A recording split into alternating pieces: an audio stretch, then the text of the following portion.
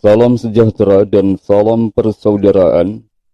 Perkenankanlah kami dari Cahaya Ilmu untuk menceritakan kembali beberapa cerita rakyat dari Kepulauan Maluku yang bersumberkan di antaranya pada naskah buku yang pernah diterbitkan yang berjudul Antologi Cerita Rakyat Pulau Ambon dan Pulau-Pulau Lease,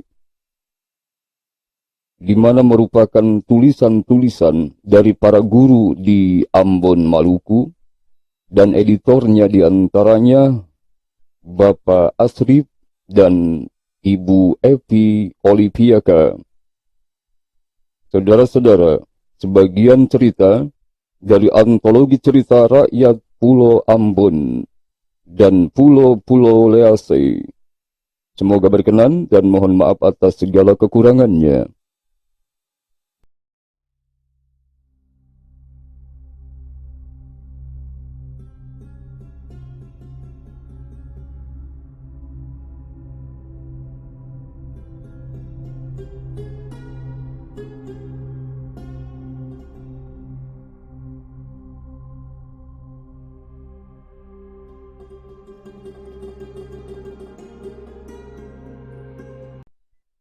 Alkisah di tengah-tengah sebuah hutan di Pulau Ambon. Tinggallah seorang laki-laki yang sangat sakti, di wajahnya terdapat banyak buratan keriput. Sebagian rambutnya telah ubanan. Usianya diperkirakan di atas 90 tahun. Lelaki itu biasa dipanggil dengan nama Tete Momo. Walaupun sudah tua, ia masih kelihatan kuat.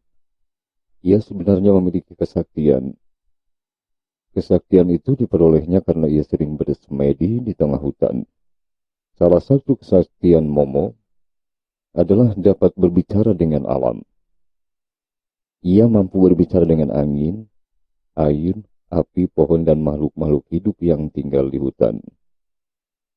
Namun dari semua yang ada di dunia ini, yang menjadi kesayangan Tetek Momo adalah air dan api.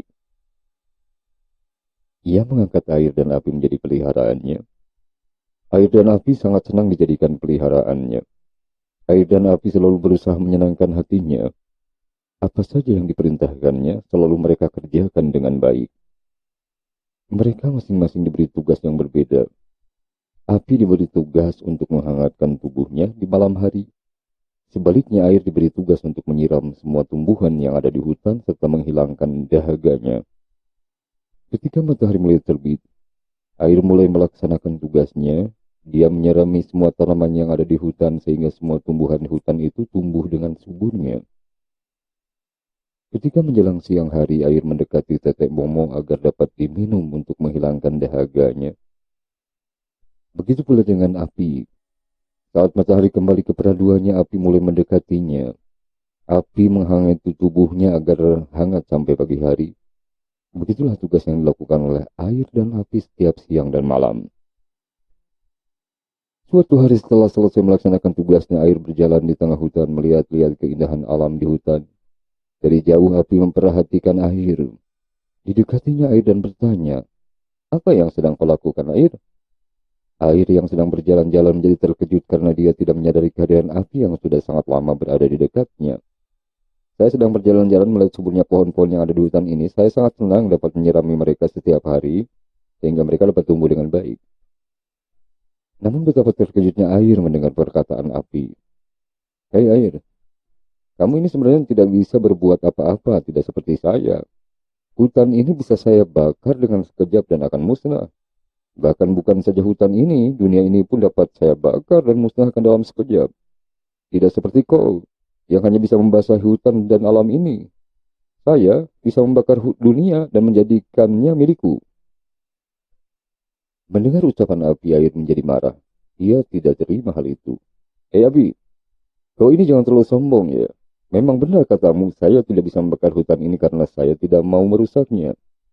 Jika saya merusaknya, semua itu hanya akan membawa kerugian dan bencana bagi dunia ini. Tetapi saya bisa membawa keuntungan bagi dunia ini dengan menyirami semua tanaman yang ada di hutan ini. Maka semua tanaman akan tumbuh dengan subur. Mereka semua membutuhkan saya untuk hidup. Apa kamu bilang? Dengan membakar hutan ini, berarti saya membawa kerugian dan bencana. Apakah kamu tidak menyadari banjir yang terjadi di mana-mana ini semua karena ulahmu? Banyak manusia yang menjadi korban, begitu juga dengan dunia ini.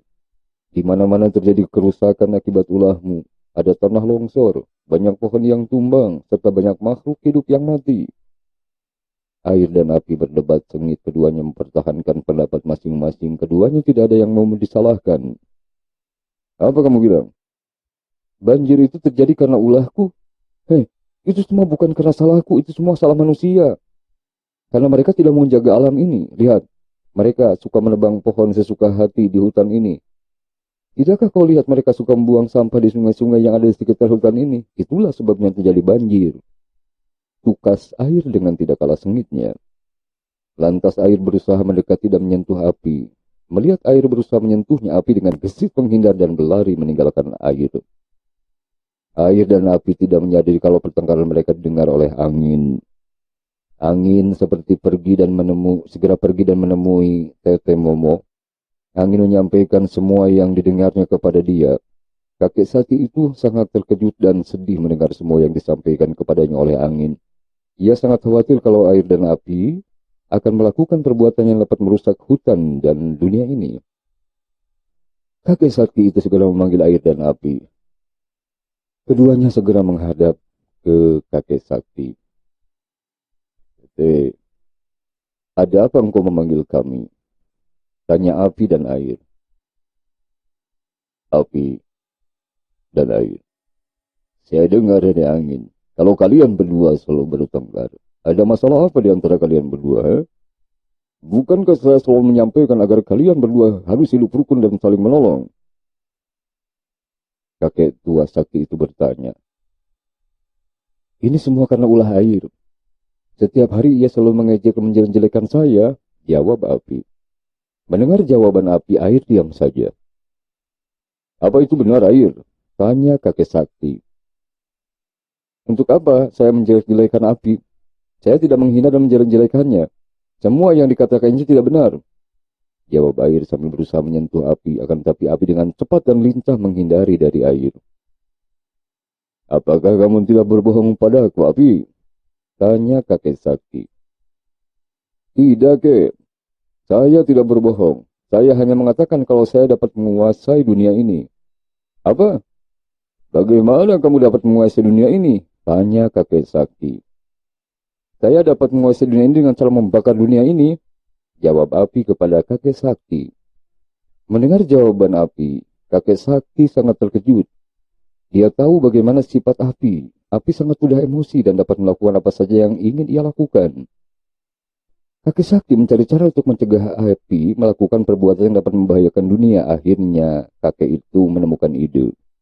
Ia berkata kepada air dan api, baiklah, begini saja. Untuk membuktikan siapa di antara kalian berdua yang bisa menguasai dunia, kalian harus bertarung. Kami berdua harus bertarung? Tanya air kepada kakek Sakti. Apa tidak ada cara lain, kek? Tanya air yang mulai kelihatan khawatir. Ia takut kalau dalam pertarungan nanti ia kalah dan air yang menjadi pemenang. Lalu apa yang kau inginkan, api? Tanya kakek Sakti. Baiklah, kek. Apa yang kakek putuskan akan kami turuti. Demikian jawab api. Air dan api bersiap-siap untuk bertarung. Air melihat api berambisi untuk memenangkan pertarungan itu. Air menjadi ketakutan. Pertarungan dimulai. Api berlari dengan gesit dan menghindari kejaran air. Ia berlari keluar dari hutan dan menuju ke pemukiman manusia. Api memasuki kota Ambon. Ia berlari ke sana kemari. Akibatnya semua rumah manusia yang dilewati api menjadi terbakar. Di sana sini terdengar teriakan minta tolong. Mereka panik dan mengungsi ke tempat-tempat yang lebih aman. Di sana sini terdengar tangisan dan teriakan anak-anak yang minta tolong. Banyak juga masyarakat yang kehilangan tempat tinggalnya. Melihat semua itu, air menjadi cemas. Ia berusaha mengejar api, akan tetapi api terus berlari dengan kencangnya sehingga tidak terkejar oleh air. Air berpikir dan mencari cara untuk menghentikan api. Apalagi ketika air mendengar teriakan anak-anak yang menangis karena kepanasan. Banyak di antara masyarakat menjadi korban kebakaran. Tidak sedikit harta benda yang hangus terbakar. Air merasa kasihan kepada manusia yang mengalami penderitaan. Untuk mengurangi luasnya kebakaran, air berusaha menyelamatkan kota yang terbakar. Air menyiram satu persatu rumah penduduk. Masyarakat kota yang mengalami kebakaran merasa senang sekali karena air dapat mengurangi meluasnya kebakaran. Sambil menyirami rumah-rumah penduduk yang terbakar, air terus mencari cara yang tepat dan cepat untuk menghentikan api. Setelah lama berpikir, air menemukan ide. Apa ya idenya? Air berlari mengejar api dan berteriak sekencang-kencangnya kepada api. Api! Api, berhenti! Saya akan menyerah dan mengaku kalah kalau kau adalah penguasa dunia ini. Akan tetapi api tak mau berhenti. Ia terus berlari sekencang-kencangnya agar tidak bisa dikejar oleh air. Air terus mengejar api dan memujuk api. Api, saya menyerah. Saya akui kalau kau adalah penguasa dunia ini. Ayolah kembali. Kau akan kuakui sebagai raja. Saya akan tunduk kepadamu, teriak air. Tiba-tiba api dengan cepat kembali dan menghampiri air. Benarkah? Kamu mau menyerah dan mengakuiku sebagai raja di dunia ini? Ya benar. Saya akan menyerah dan tunduk kepadamu. Kau akan menjadi penguasa di dunia ini. Kamu jangan berbohong dan menipuku. Kau tahu apa akibatnya jika kau sampai berbohong dan menipuku? Dunia ini akan kuhanguskan semuanya hingga tidak akan ada yang tersisa. Jangan kau lakukan itu, api. Saya benar-benar menyerah. Saya akan tunduk kepadamu. Baiklah, kalau kamu benar-benar menyerah dan mengakui sebagai penguasa kepadaku, maka sekarang bersujudlah menyembah di hadapanku, kata api dengan sombongnya. Baik api, saya akan menyembahmu tapi kamu harus berjanji. Kamu tidak akan membakar dunia ini lagi. Itu permintaan air. Saya tidak akan melakukan apa-apa asal kamu benar-benar menepati janjimu. Sekarang sujudlah dan menyembah di hadapanku, kata api penuh congkak. Baiklah, sahut air sambil bersujud di hadapan api. Karena sombongnya api tidak memperhatikan gerak-gerik air. Tanpa diduga-duga, air menyentuh sebagian dari tubuh api. Api kaget dan segera menghindar sebelum ia musnah disentuh air. Air, apa yang kau lakukan? Tanya api keheranan. Saya ingin memusnahkanmu, teriak air sambil berlari cepat mengejar api. Api berlari menghindari kejaran air, mereka saling mengejar satu sama lain. Api hampir dapat dikejar oleh air. Tiba-tiba api berhenti dan berkata, baiklah air, saya yang menyerah. Saya akan tunduk kepadamu, tetapi jangan lagi kau sentuh saya ya. Kau bisa musnah kalau kau sentuh saya. Melihat api menyerah dan memohon kepadanya, air tersenyum senang lalu keduanya kembali menemui kakek sakti. Kamu memang hebat, air. Demikian kata kakek Tetek Momo. Sekarang saya memberi tugas kepadamu untuk menyelamatkan hutan-hutan dan kota-kota yang terbakar oleh api. Engkau harus menyirami semua makhluk di bumi supaya mereka dapat bertahan hidup. Baiklah, kek, jawab air dengan patuhnya kepada Tetek Momo. Dan kau api, jangan sekali-kali lagi kau berbuat macam-macam ya. Sekarang ku beri tugas kepada hanya untuk menghangatkan tubuhmu, tugasmu.